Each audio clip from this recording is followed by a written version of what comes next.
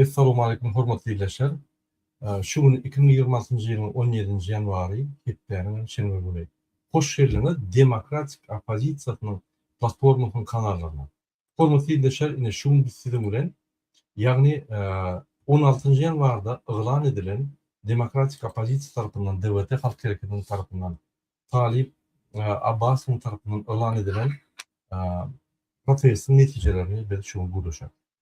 Sizin bilişiniz ýaly, ine biz 16-njy ýanwara adamlar çağırdyk. Şo güni gar ýagdy, ondan bir gün öňürtüsi 30 gras ysy bolup Türkmenistanda adamlar maýkaly ýöredler, ýöne ertesi gar ýagdy. Ol elbetde protest etmäne uly bir pähtilçik bermedi.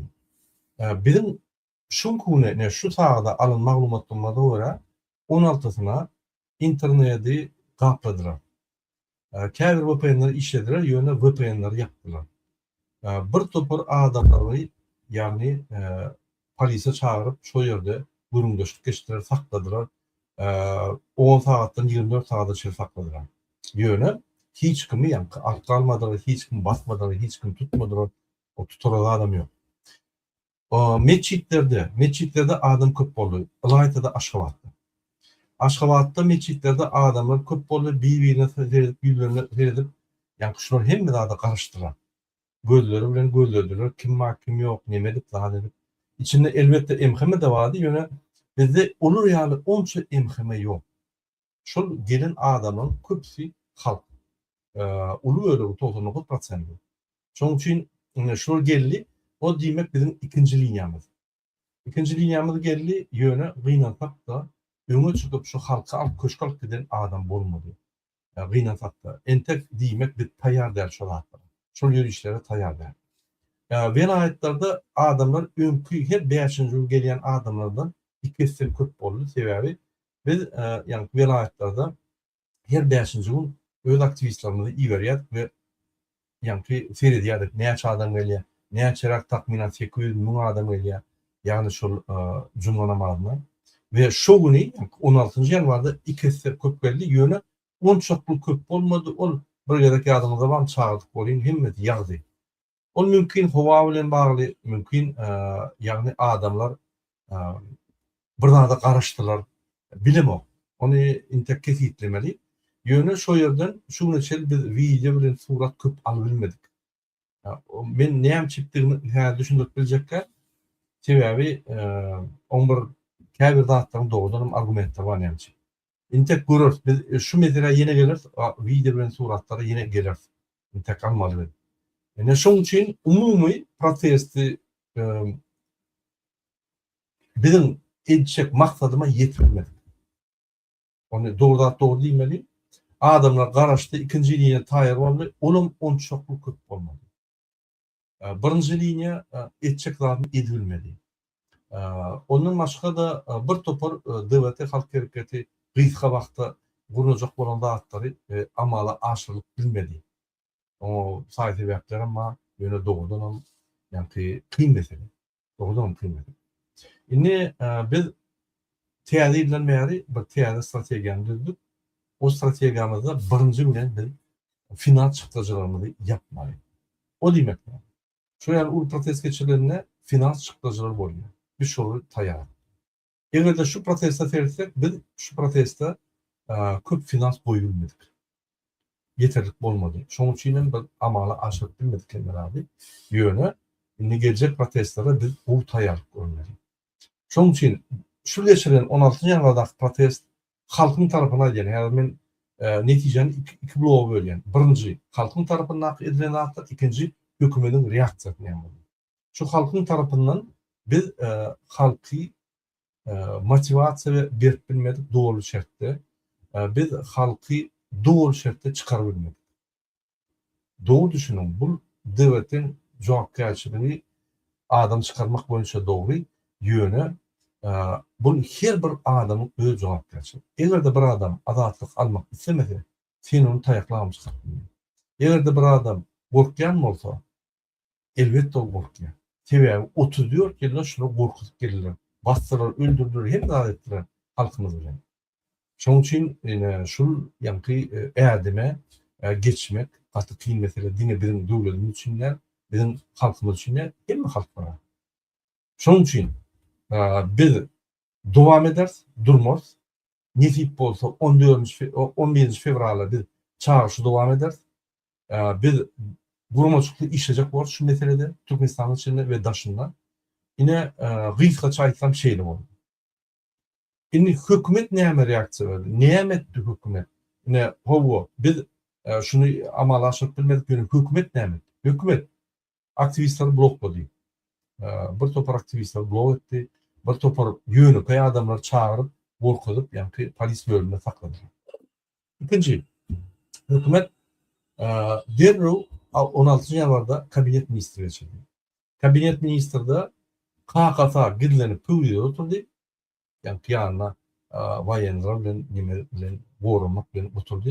Oğlu olsa köşkün içinde yani kabinet ministri geçirip şu yerde kahvada şoladı.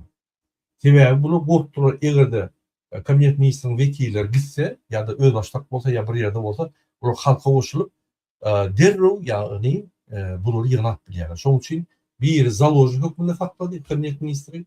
Beyliksem o ýerde regulowka etdi daş ýerde. Ene iki atalı oğul edenadi. Olar Türkmenistan'ın kaçmadılar sebäbi halk kalmadı. Ýöne halk kalma bolsa olaň her oturan ýerine vertolyotlaryň taýýardy. Balkanna, Aşgabatda ve Türkmenbaşyda samolyotlar taýýar gitmedi. İkinci olan adi olar doğun kardeşlerini çıkardılar. Gyýdyny, başgalarını çıkardılar. Neme de çıkardı yani ki Serdar Urvan'dan çıkardı. Hem çıktı Türkmenistan'dan başladı. Inni hükümetin reaksiyası. Inni gelin vatan programını seyredelim, men görkedeyin vatan programmasını bilen deňeşdirin. Şu men diýen adamyň bir kosfini sultnamasyny görkedeyin. Ne ümit hormatly izleyijiler.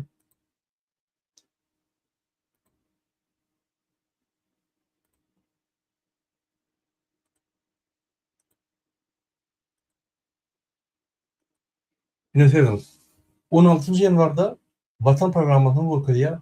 Yine ulu bir meclis, boldy kabinet ministrinin meclisi, boldy şeyle ýyrnaklar geçirdi zaten aydyp geçýär. Ýöne hakykatdan ol yani şuraya ýyrnak geçirme gawat tutmadı. Yani kabinet ministri. Hiç şart görülmekden ýöne gawat tutmadı. Näçe sebebi kabinet ministrinin vekillerinden oldu. 3 tane kabinet ministri koşulup şuru ağırlık yani.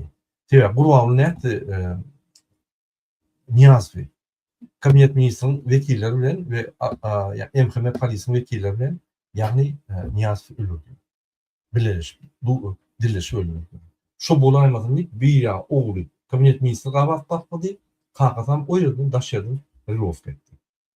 Ine gelin ünferelim 16'sına geçiren kabinet ministri. Ünferelim.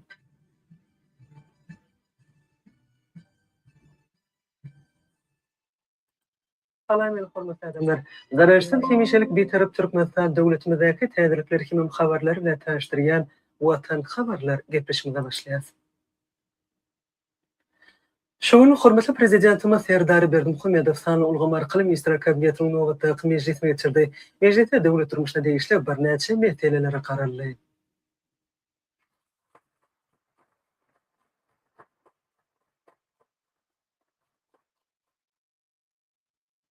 Salam hormatly ministrler. Yine men şöyle dur diyen, bu falşifka, bu real bolmadı. Yine men, pardon, bu 16. yani yanvarda bolup geçen dağdı. İndiki yine men görkedeyin. Bu olsa, pardon, 16 yerinde, bir min. Şunu seyredim ente? Kabinetinin ağdalary. Biz şuň ministrler kabinetinin sany ulgamarkaly nowatdaky meclisini geçirýär. Mecliste ýurdumyzyň durmuşyna degişli bir näçe soraglary sereder. Hormatly prezidentimiz sany ulgamarkaly geçirýän ministrler kabinetiniň meclisiniň gün tertibine geçip, ilki bilen Türkmenistanyň meclisi managa söz berdi.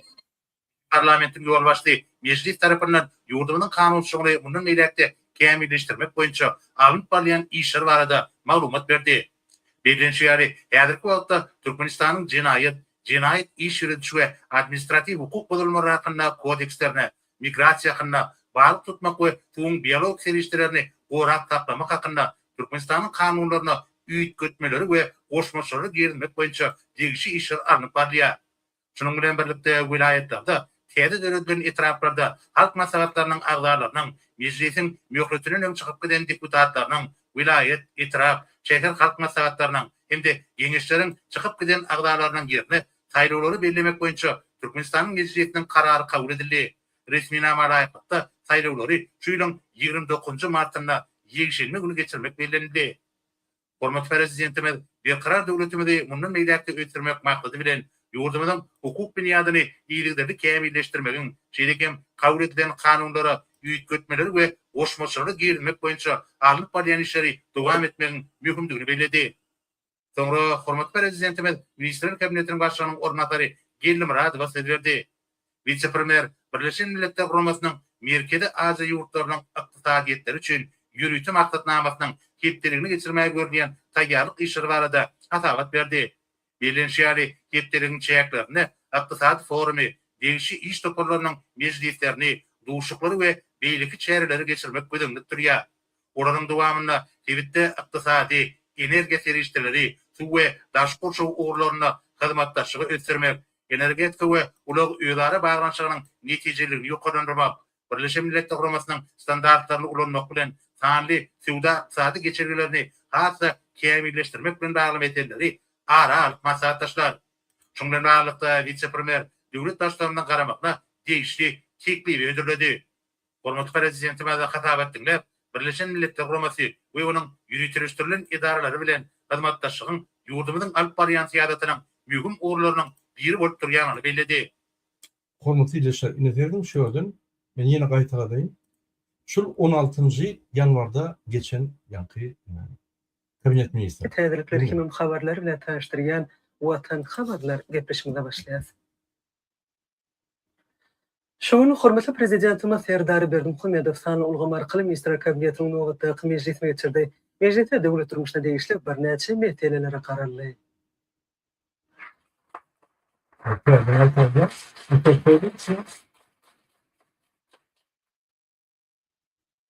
Salam hormatly Ministrler Kabinetiniň agzalary. Biz şuň Ministrler Kabinetiniň sany ulgamarkaly nowatdaky meclisini geçirýäs.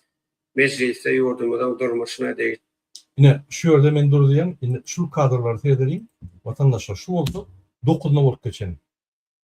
Yine üntürim. 9 ýanwarda bolup geçen ýa kabinet ministri tedin gowy.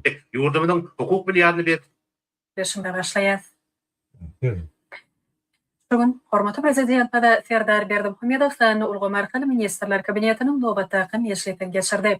Garaşyda baky bir tarap Türkmenistan Bedewatly atmaradyň bekany ýylyna erkinçe gedek geçirilýän meclisi döwlet durmuşyna degişli bir näçe meselelere kararly.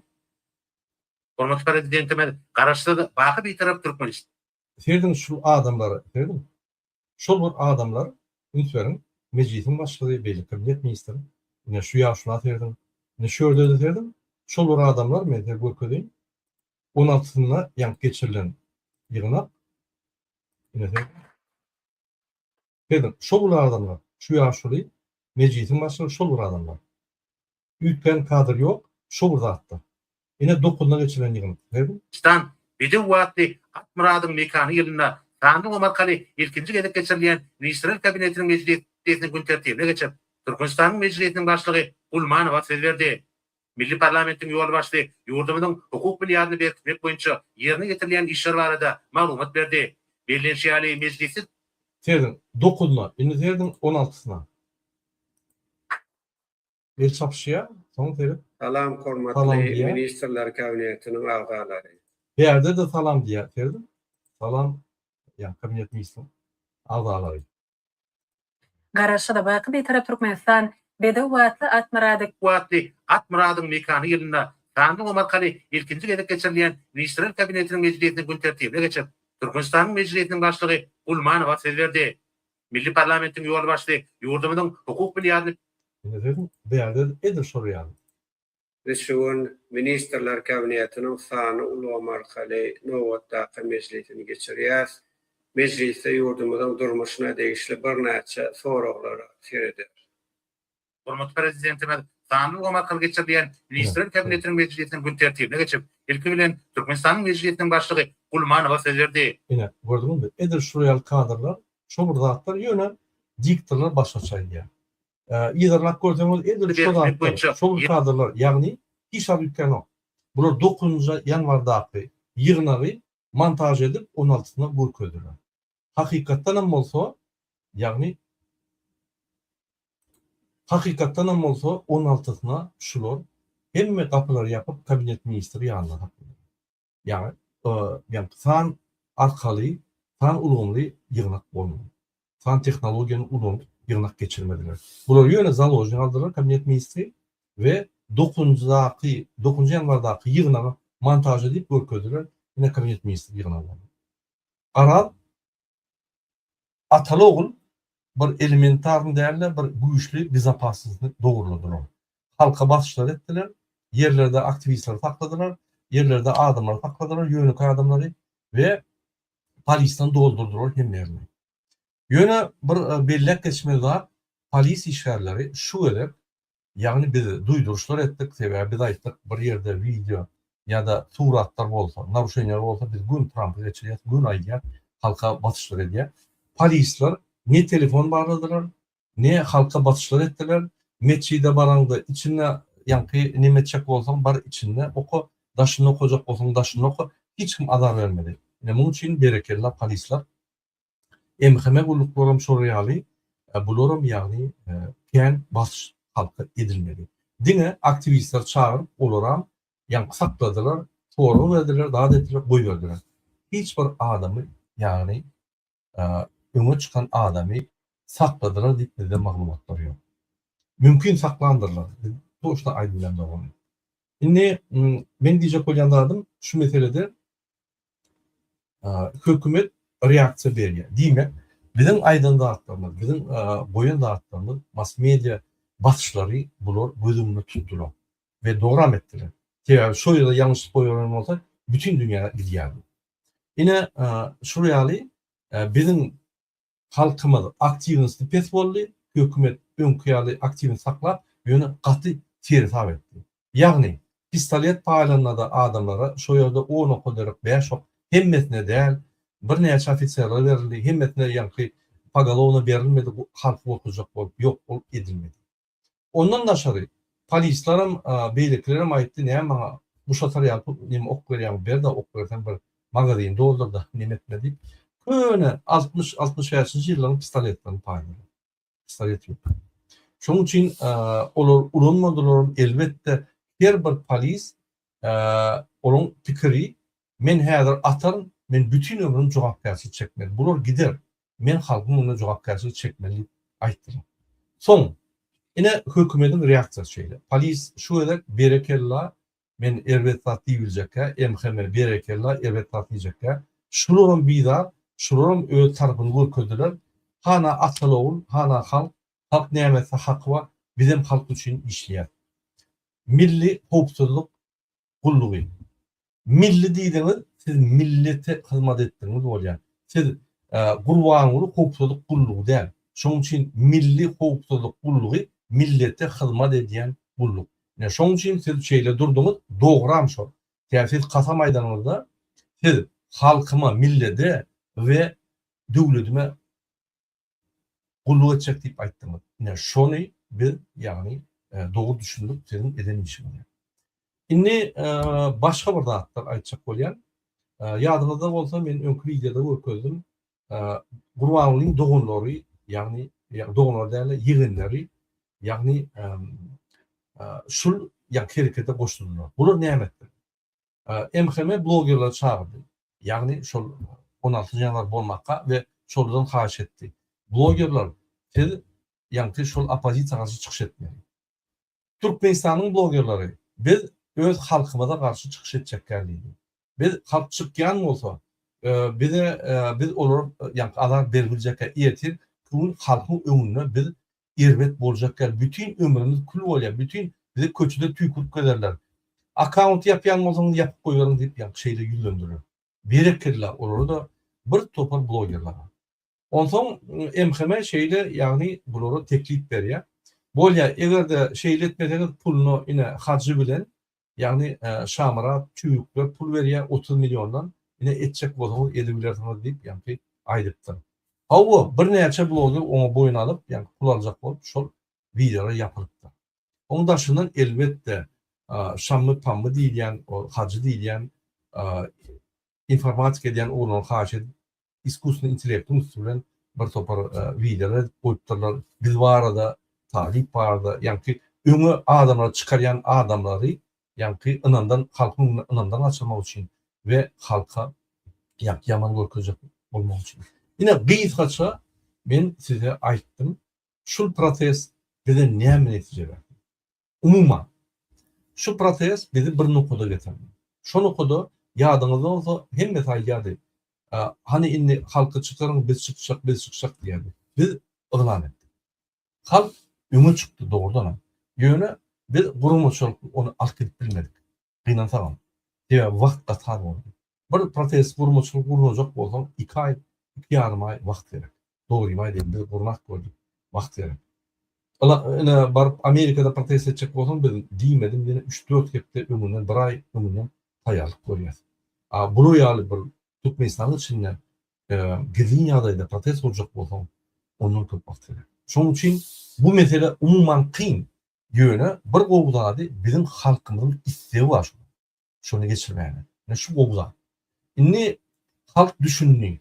Şu ýagdaýda şular çalışmasan bolmaýar Atalogul. Näçe? Atalogul bizi hiç zada getirilmiyor. Atalogul bizi bir zada getirene geljegimiz ýok. Onu getirecek zada ine şu kun. Iqtisadi katastrofa, siyasi katastrofa, sosyal katastrofa ve teknolojik katastrofa barp barýar.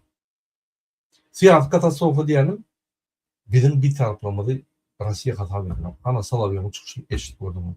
Merkezi Aýda bizimki. Bizim Merkezi Aýdamy diýe. Ine Putin bir zat diýse gaýdan Aktaýdan alyp eline berýär. Putinin guly men öňüme aýdyp gelýär. Şonuň üçin bizde garşylyk ýok, bizde yktyýarlyk ýok, bizde bir taraplyk ýok. Bu zatlar kagymyna hiç mi gerekmeyecek? Häzirlikçe dokument sebebi Trump'ın edýän işini gördüňiz. Ine nemen ýagny Putin'in edýän işini gördüňiz. Bular halkara kanunlary seýden ok. Egerde halkara kanunlar, halkara ýani netijeler Birleşen Milletler Gurulmasynda Türkmenistan bir taraflı diýip kabul edilen bolsa ve onu hiç kimse etmeyen bolsa o bir taraflyň manysy näme? Bir taraflyň ýani nemesi ýok. Bir taraflygy diňe bular beýleki döwletler halkyň üstüne izdiwaçy edenler ýani halkyň üstüne genosid edenler hiç kim goşulmady ýani bir taraflar ılan etdi. Başga bir taraflyk bir sany türkmen ogluny, bir sany ýaş gyýda ýa bir sany türkmen adama kömek bolmady. Çykmak üçin, giýirmek üçin, hereket etmek üçin ýa dünýäde bizim bir tarafımız var, döşün açıp eder ýanlar. Türkmen bolsaň senin ýanky işin agyr ýagdaýda. Sebebi arkaňda pasportda duran o, ýani ilçhana duran o, konsulda duran o döwlet ýok arkaňda, hiç şart ýok. Ýegeni ýa ogly ýa çağlar ýa ýani aktyplar bir ýer çykdy, ýerine ilçhana bolar. Şol garşy alyp şol ýani nime dip, hyzmat edip halkymyzda. Şonuň üçin men öňüme aýdan döwlet bizimki ýa. Döwlet gurbagy Berdimuhammedowyň maşgalaty. Indi şu bir döwleti näyle almaly? Diňe ýakşy edip almaly. Bize başga kömek etjek güýçi ýok. Trump'a hat ýazmak dowam edýär. Ýazyň näçe köp ýazsaňyz gowy. Biz senatorlaryň duşmaly, senatorlar bilen duşmaly. Şu mesele boýunça häzir hat ýazyp bir fon berseňiz, biz ýerinden muny ýa dowam ederiz gepleşikler we haş eder sonra. Indi netije näme bolup bilýär? Netije bizim halkymyz bir noktada geldi, o öňkü noktalardan has ýokarda ýöne ol ýeterlikler çykyş etmäli. Mümkin howada yktyýarlyk kän beren okdy. Ýöne bolmasa şu bolmasa nähili? Bolmasa biz öňünden ýagny taýýarlyk görüp biz gurulmaçylykly hemme zatlary yer goýup öňünden taýýarlyk etmeli. Ol 3 günde 5 günde mümkin näme? Aydyp gelýänem bolsak, halka düşündirip gelýänem bolsak, ol ýeterlikdir. İkinji linýa aydyp gelip düşünüp gelip ýeterlik bolup çykýar. Indi birinji linýanyň üstünde köp işlemen bolýar. Bundan köp işlemen. Indi bu tarapy, indi şu zatlar etmek üçin bize finans gerek. Şonuň üçin dewletde halk hereketi fondaçya ýürüýdi. Her kime haýyş eder. $1 50 santimden, $2 $3 şoňa geçirmeli. Menim geçirjek. Sizem geçirin, hemmemiz geçireli. Ol pullary yankı devlet aktivistleri 10 adama olur paylarlar, nirat olmalı, neyem etmeli, neyem çık şu vacip bundan olur çözüldüklerini verirler. Men onu koşulacak yani. Buna yani. Yine şu aktivistler koşulur, o zaman halkın önüne de cevap gerçek. Yani ederler, cevap verirler. Şoň üçin amanat pul, amanat yerine soğuluyor. Hiç kim bir köpüğünü almaya, hemmeti Türkmenistan veriyor. Şoň üçin bizim indi nähil güýçlerimiz var. Indi protestler etmeli. Bizim iksan ulu gücümüz var. Birinçiden halk bizim gücümüz, başka bizim gücümüz yok. Ve mass media ve daşarık tarafı yani yol boşluyor. Yönü hemmeden yani halka ıntılıyor. Halk bize finansiyonu nedir? Her kim $1, $2 günüme şopurlu diye, yönü diye. Bu olsa geleceğine investisiya. Oysa fonda onda biz şu yani neyse pul köp olsa şu meçhulde bundan katı yani hareket etmeliyor. Joska hareket etmeliyor. Şimdi daşarıkta bizde diýmedim diýene 1,2 milyon adam işleýär. Yaman köp adam. Şolar $1'dan atsa da şu yeterli bolýar.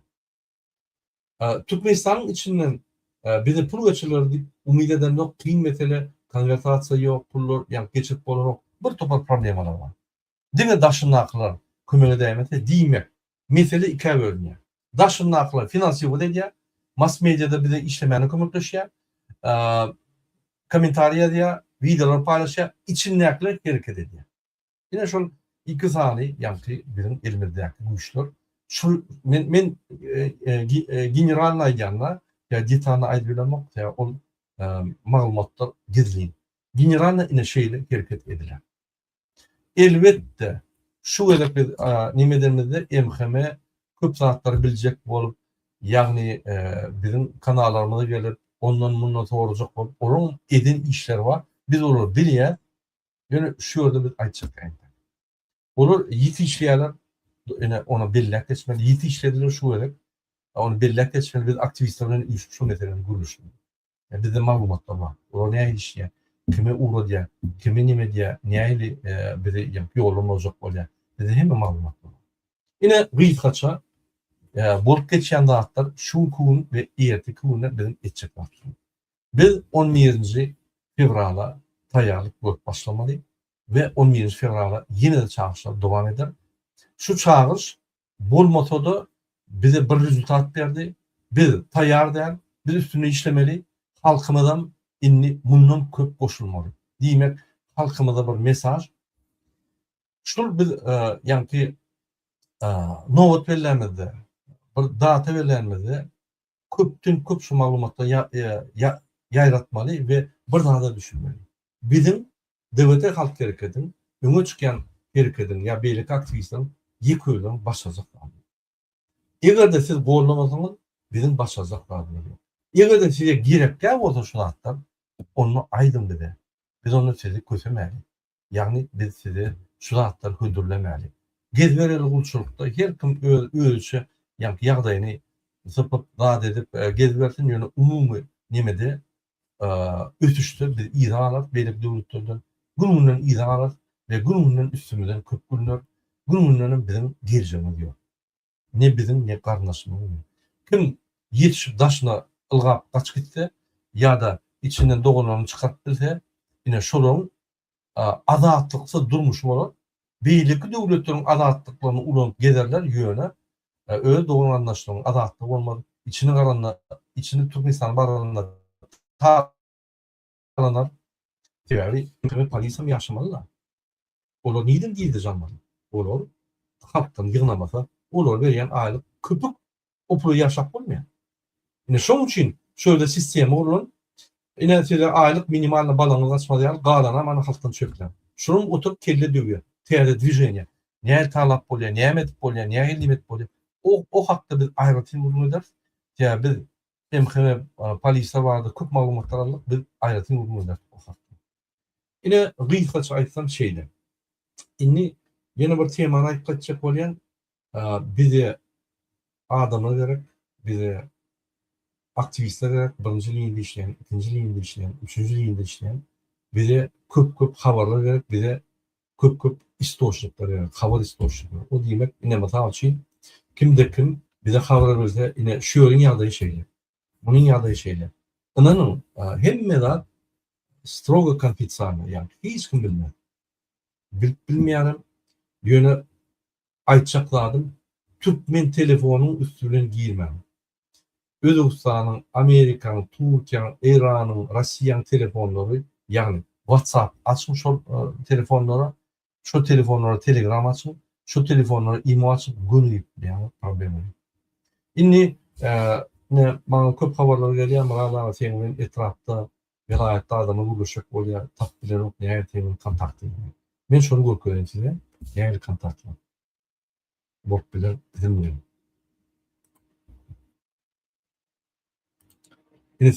Yine bizim saytımız var. Şu saytta hem kontaktlar var. Ne şöyle kontaktlar var.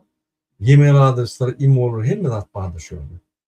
Instagram, Facebook, telefon, hem Telegram, hem adresler vardır. Şöyle at telefon. Şu saytın adı www.kurbanovmurad.com. Şunu gidip telefonu. Yine şu sayt. Şurada kontakta gireniz girbilersiniz hem malumatlar atabilirsiniz. İnni. Ünsörün şurada informasiya yani Türkmen News'un kıyalı kronika yani bir günlük informasiya çıkarıyor. Mesela için Mirna Neba biz buduş var. Yine benim statyam, makalam. Yine seyretbilirsiniz. Bu demek yani yine Orta diline ve Türkmen diline var. Mesela Mirna Neba arkadana. Yine şurada Mirna Neba biz buduş var. Mesela şunun aşağında Türkmençe var. Gelecek olmadık para hadatman. Murat Burhan Türkmenistan hükümetinin yiti tankitladı. Ne şöyle okuyabilirsiniz. Ben düşündürgen açında bizim yani arkada bottor para hadatmanımız ve az hadatmanımız da deyip adamlar ağladı. Yine şu makaleleri okuyup şöyle hem de cevaplar bağlı. Onun da şarı size yine TikTok'ta ben çıkış eden yine benim kanalım Kurbanov MK aşağı paçorkunu ofisiyel. Ne şurada siz yazıp dilerseniz kanalıma ve şurada siz yani bana nime TikTok'ta liçkama yazıp dilerseniz ben günlü okuyan, ben günlü altıda turuyan bir saat dine siyasi yani teadrikler okuyan. Neyme dünyada bulup geçti, kim yazdı, onu cevap veren, yani zadanlar tayarlayan aktivistlere yani bir saatini 7 çelini şoğunun ondan bunun devamını iyiler yani öz işin katlarına şunu işliyor.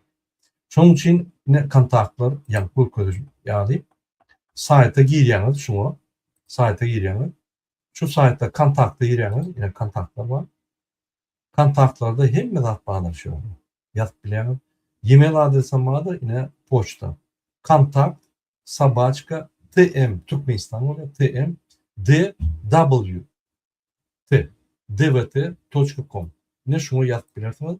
Şurada e-mail'den uğradım. WhatsApp'tan uğradım. Telegram'dan uğradım. Yine Telegram'ın adresi var.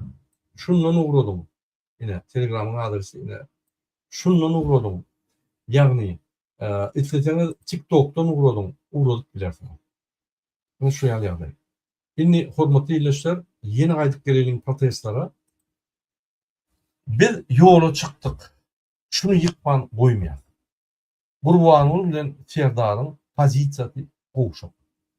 Men dün TikTok geçirdim şu yerde bir neçe adam. Yok o korkup da güçlü pul var milyarder. O diyanının bir tarafı doğru yönü beylik tarafı doğru. Açanla halk kalsa milyarder olup anlartını var ay. Tenik yani. Ana Kaddafi seyret. Ana Saddam Hüseyin seyret. Ana beyleki yankı. Çavuşeski seyret. Kim olaydı? Ay yani. Şunun için Burvanul Ensiyar'da korkya o hakta söz yok. Yöne halk hareket etmeyen son bunu ağır korkya. Halk harekete geçti bunu kaç gidiyor. Şunun için beni hediramaydı. Bizim meçhitten Kuşkaçel yolumun içinde şunu kaçıyor. Bir sövüşmeler. Yine gördük polisler go'lya, emhameler go'lya. Hiç kim tutmadılar, akıtmadılar, vurmadılar. Meçhidi girecek, meçhidi girecek. Daşında namaz oku. Ol padazıytilen yığınadılar, sakladılar, protest geçti, koyup koyuyordular. İşte yok. Gerek elle. Kanun bozmadılar. Katı işlediler. hiç mi alar vermediler. Yani şunun için biz polise ve emheme dayanıp biler kaçanda kalanmadılar. Biz kalmasak olur dayanamam bilmez. Teslim etmelerim de hiç adam etmelerim. Şunun için polisem, emheme, prokuratura, suutların biza yönetsiz kalmasanız elbette olur korrupsiyada. Başka yol yok da. Başka bunun hizmet etmeliler. Ya halka ya yankı vurmalının serdara. Eğer halk güçlü olsa onunla olur. Eğer halk kalsa halkın gücü ummasız olurdan kullarını seyretmeden onu halka. Bu dünyanın şartı şeydi. Yine ben kıyıkça aytdım ya eğer de sorunuz olsa siz ya komentarda yazın ben size komentarlara cevap vereyim. Men ровно 10 minutdan yığınağıma biz yığınak geçirýär şu protesin netijeleri boýunça aktivistler bilen ya maglumatlar gelip dur ýoş-ýoşdan onu abramolt edip nemedip benim tek protesin netijelerine yeni gaýtyp gelir. Pikir etmeň ine men aýtdym şonu mutlu. Yok. Maglumatlar doğru jemleýän soň yeni bir gaýtyp gelir. Sebebi biz analiz etmeli. Şun kemçiliklerini öwrenmeli aramızda ve size düşündürmeli ve şun üstüne biz işlemeli. Size mi işlemeli, bize mi işlemeli? Ne şeydir biz galýan. Yeni bir gaýdýan. Bize ayal maşgalar gerek. Eneler, uyolar, çağlar bilen gelsin protesta. Yani siz gelseniz ona sizin eýerleriniz emeli, çağlarınız emeli, sizin yankı atalarınız, babalarınız emeli, hemmesi emeli. Hemme yerde Orta Asya'da protestler ayal maşgalar başlıyor. Olary açık yankı erwet seyrediýärler derhal erkekler çıkaýar şonu bunu. Şonuň üçin gaty wajyp şu mesele biz sizi yankı öňe taşlandyk bu ýöne. Ine Lewapda ve Marada ayal maşgalar üýüşüp daşlyňlandylar o ýalan höwükdirler welaýat hekimleri ine şunu ýemedi. Näçe bildirdiler da ýa şunu ýemedi ýok, muny ýemedi ýok, ony ýemedi ýok, adalat ýok. Bu muny ýemedi çağla näçe bakmaly gol gyýypdylar. Ine berekeli. Ne berekeli. Erkek adam dine çıkıp hareket eder ýöne gyýyşmakda biz ayarlar ýenip bilýär. Men görýän. Ne şeýle ýagdaý ýalyn komentarlaryny men komentarlara okap beren size ve şoňa gysgalyk jogap berin ýetişýär.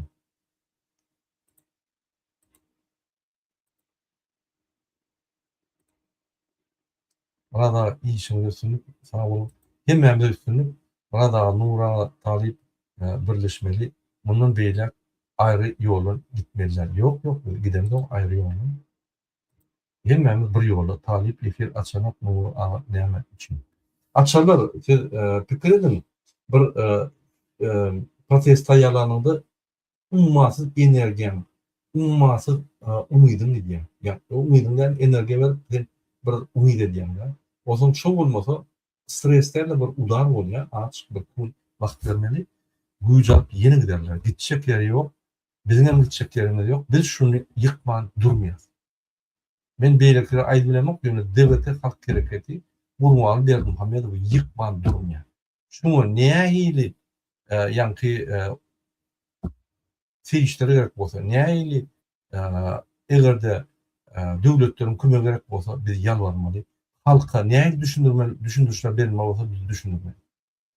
Biz şondan durmaz, gider soňra çelir.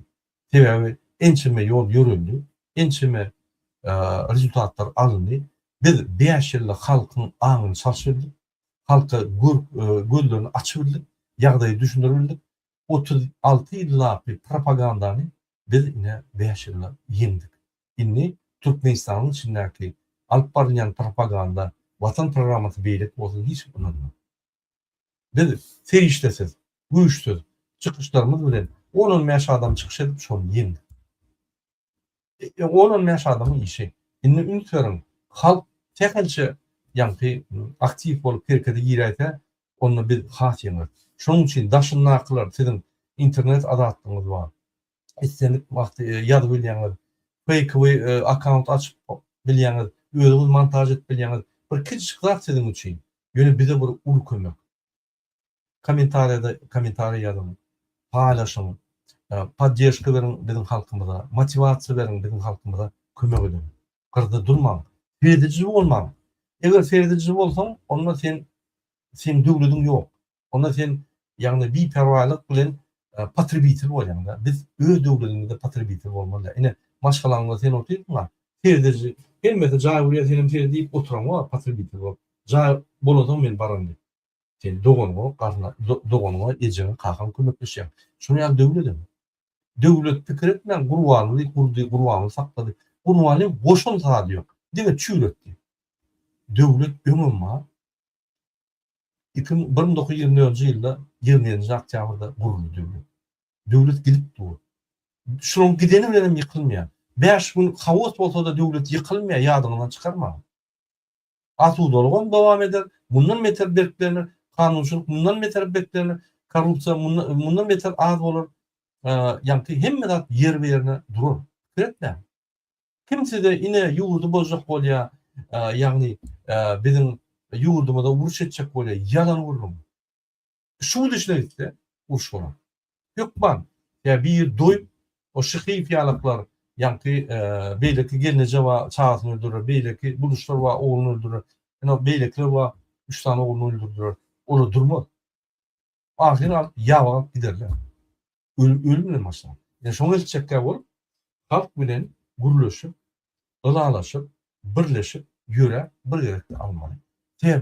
Bizde öňümizde karşı durjak ýok. Polisem emheme bizi golýar. Baýanlar biýdar şundan bizi golýar. Diňe kim bar? Ýegenler bar.